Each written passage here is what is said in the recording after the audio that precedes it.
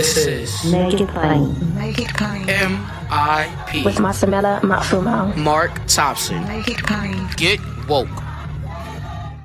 The news, the leaked draft of the Supreme Court decision has been jarring for us all this week and will remain so. What on earth are we going to do? And we've got to be active. We got to be mobilized. We've got to do something about this. But we want to hear about it from one of the leading organizations in this field. The president was on with us, I believe, last month. We've stayed in touch. We thought we'd do well to check in with NARAL, the National Abortion Rights Action League, Pro-Choice America, to get their take on what's happening and what options, if any, we might have. So we're happy to have join us on Make It Plain today, the research director, Dina Montemarano. Dina, how are you? And welcome. Well, again, I asked her before she came on how she was, but I know how she is. And she knows how I am. We know how we all are. But having said that, Dina, well, I just get right into it. What are we going to do? Hello, thank you so much for having me. You are right. Today has been quite wild. It is an unprecedented day.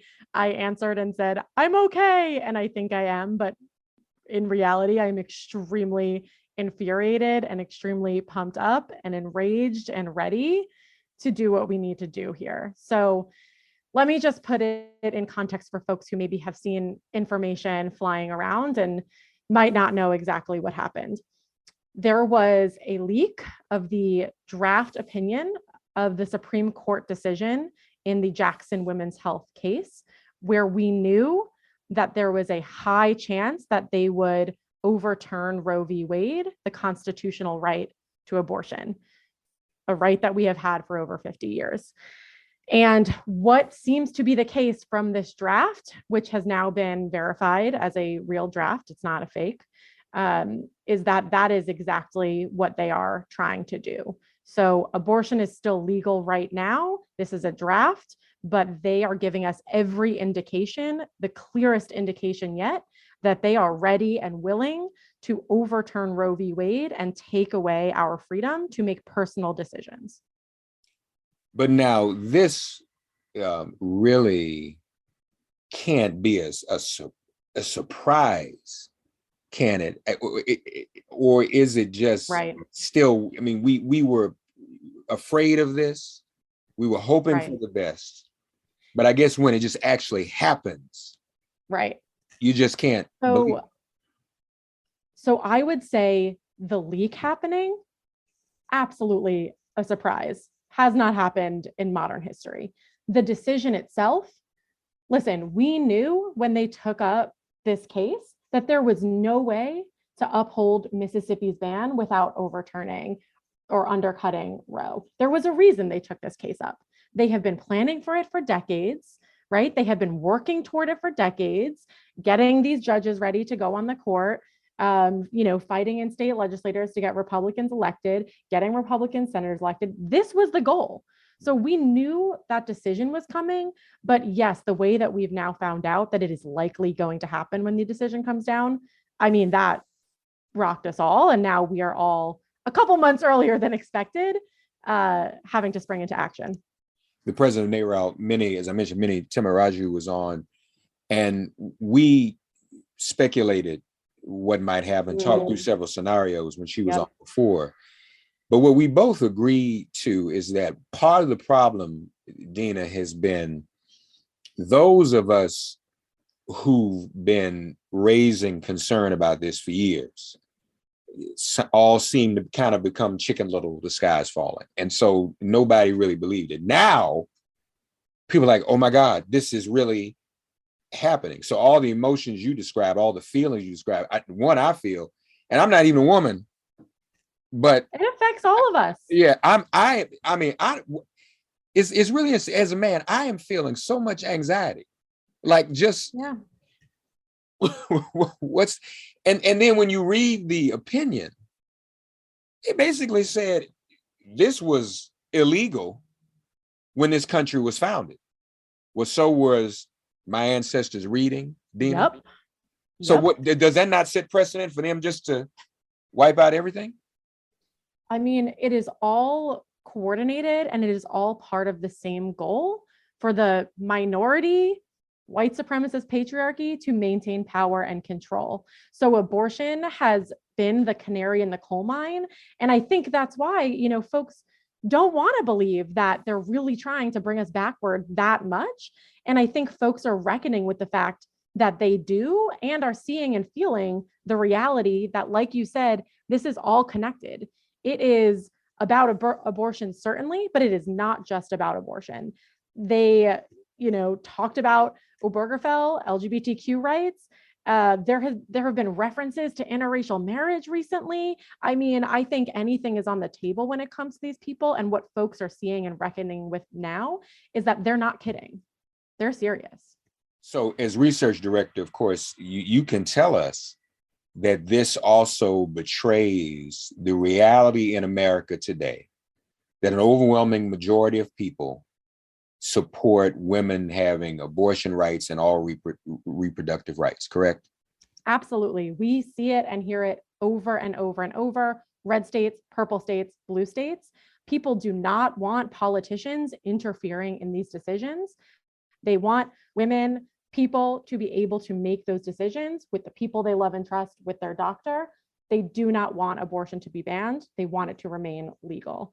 And what we're seeing now, I think, from all of the support and the outrage, is that majority really taking hold of the conversation and starting to make it clear that we are the majority and it's time to act that way. Yet we know that, unfortunately, 53% of white women voted for a man that said he could grab him by the pee. Hillary warned us all, this is what's going to happen. People still went for it. Okay. Came back. Looks like folk reversed themselves. So what do you think happens now? Are women, particularly white women voters, and I'm talking about those who are closer to the spectrum we're on, moderates, right? Do you feel that folk are actually clear now about what is going on and what needs to be done? So I appreciate you bringing this up because, like we said, this is all connected and so much of it comes down to race at the end of the day. It's why they chose this in the first place, because they needed something else when they couldn't do segregation anymore, right? And white women, frankly, have not caught on to that and have taken a very long time. I'm a white woman myself. I talk to my family about this all the time, to figure out what their whole plan is and what's happening. And I think, listen, there are the folks who we have lost, like you referenced, and who are just kind of gone forever. But there is a big group of folks who I think are persuadable and can be with us, but we have a lot of work to do and a lot of education, both around reproductive freedom and about racial justice issues. So I think we're seeing folks wake up now, like you said, they're starting to wake up and see this is really happening. And I don't think it's going to happen on its own, but I think we have an opportunity to really have these conversations, to really make these connections, and to make sure folks know whose side they should be on. Well, yeah, and I hope people are getting it, but let's help them a little bit. Yep. Would this absolutely. not bring about? So some people are already looking on the bright side. Oh, we got what is it? Is it 20 states where it's still legal? I guess is what. Yeah, so we're expecting 28 states to ban abortion when Roe is overturned.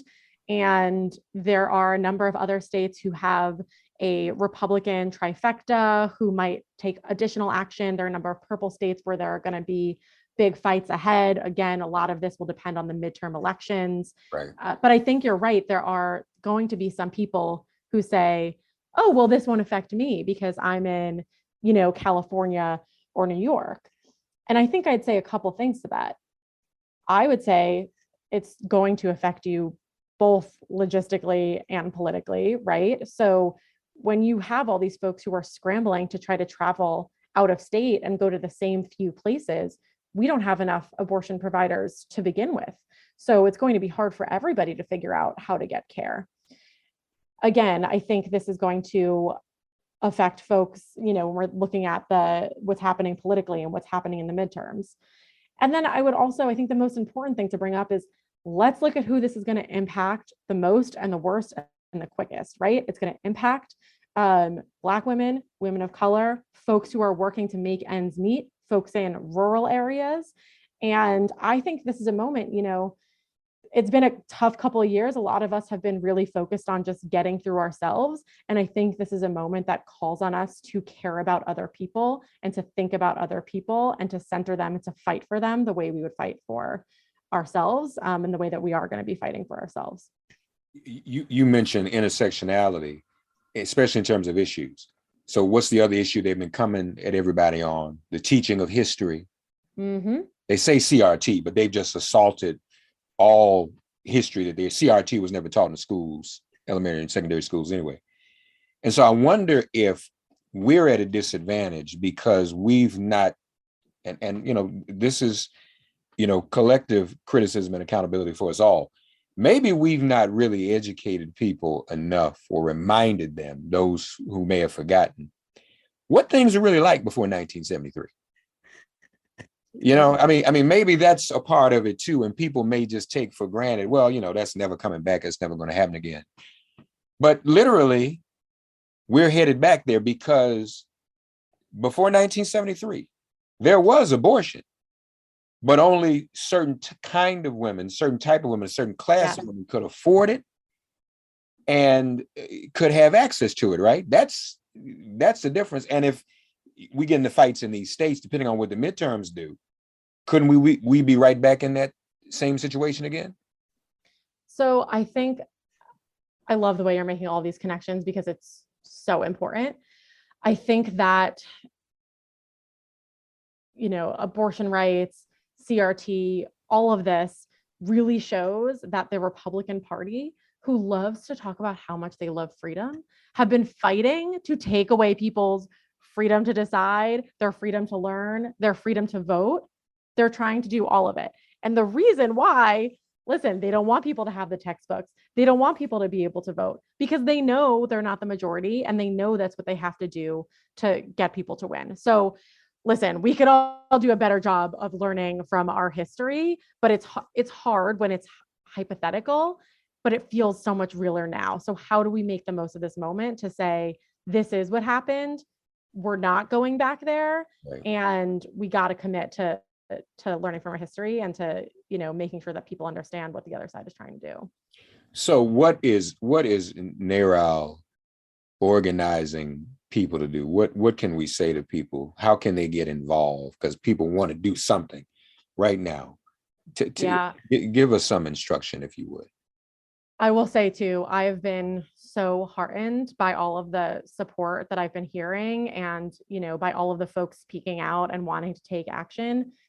This is hard work. This movement work is hard. It can be depressing and infuriating. And just seeing people stand up and say, we're not going to stand for this has made me personally feel better. And so I want people to keep doing that. I think this is all going to come down to the election.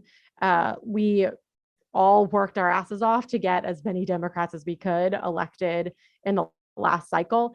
It is frankly not going to be enough right now to end the filibuster and pass WIPA. We should call on them to do that. We should push on them to do that. But what we really need to do is get enough folks elected, both at the federal level and really at that state level, where all of these bills and fights are going to happen. Right. We got to get folks who are champions for reproductive freedom elected, who are going to fight like hell to not let those bans pass and to expand access where we can expand access.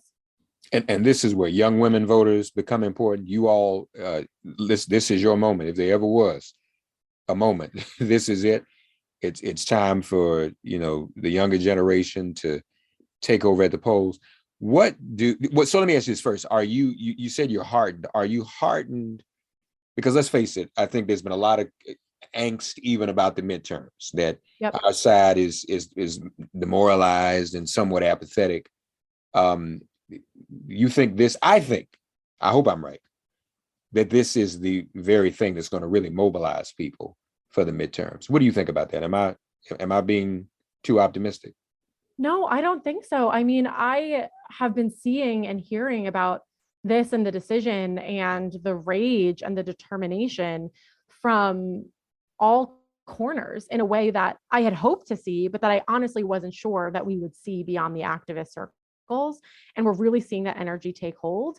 Again, I don't think this happens immediately. If we all just sit on our couches and say, oh, yeah, we're good now because of that abortion thing, absolutely not. We got to be fighting like hell to get the folks elected because of all of the other disadvantages that we're facing this year. But hell yeah, Republicans know they're in trouble. They know this is terrible for them. And we should be reminding them of that. We should be holding them accountable. Me personally, I am going to use my rage and direct it toward revenge at that ballot box. And if we do that together, then we will be able to get there. But again, we all got to get off our couches and work together. There's another optimism that I've heard that I think might be a little bit idealistic, but I'm sure you've heard it too. I'll respond to it. Okay. This actually was leaked, but the idea is that the public reaction will force Roberts to try to stop it and swing another vote before this actually goes down in June. What do you, I mean, I hate to put all my eggs in that basket because I don't want to be disappointed, but what do you lend any credence to that hypothesis? Yeah. So listen, theories about the leak, fascinating. You know, we could hypothesize about what happened and why and what's going to happen. But I want to make it clear that that's interesting, but what's actually happening is more important, and we all need to be yelling about that. But you know, I don't know. Public opinion matters. Public outrage matters. Will it make a difference? I have no idea, but we're all feeling it. So we might as well make it known as much as we can. And whether it impacts the decision, I don't know. Will it impact the way that politicians in these states vote? Hell yeah, we can scare them into voting differently, right? Again, we can, you know, fight to get folks elected. So I don't know on the leak. We could hypothesize it as much as we want, but the main thing right now is let's make sure that folks are able to get the care that they need, right, and let's fight like hell to create a country where everybody is able to do that.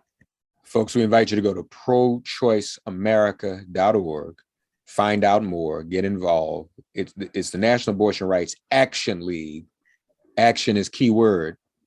Got to do something, y'all, for real. So please get involved. All of those who are men like me, this is a time for us to stand up and absolutely be real allies, not just throw that word around, but to stop trying to control women's bodies. That's unacceptable. And as I alluded to before, a great man once said to a great woman, James Baldwin said to Angela Davis when she was in prison and facing death row, he said, if they take you in the morning, they will come for the rest of us in the night. And that is what is happening here, right now. So we've got to get into it, folks. Early contests build momentum for 2024 contenders seeking the White House. C-SPAN offers unfiltered coverage of events leading into early primaries and caucuses. Get access to speeches and results with the free app, C-SPAN Now, or watch live on the C-SPAN networks.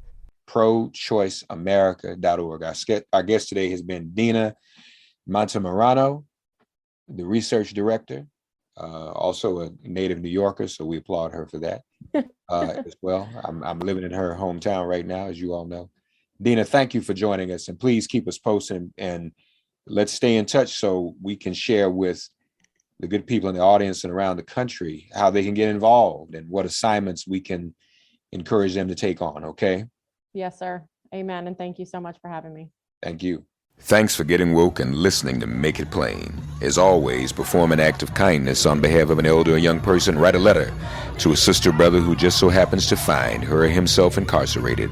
Offer libations to the ancestors upon whose sturdy shoulders we all now stand. And above all, give thanks to the God of your understanding by whatever name you call her and him. All God asks of us is that we give each other love. Thanks for giving MIP love.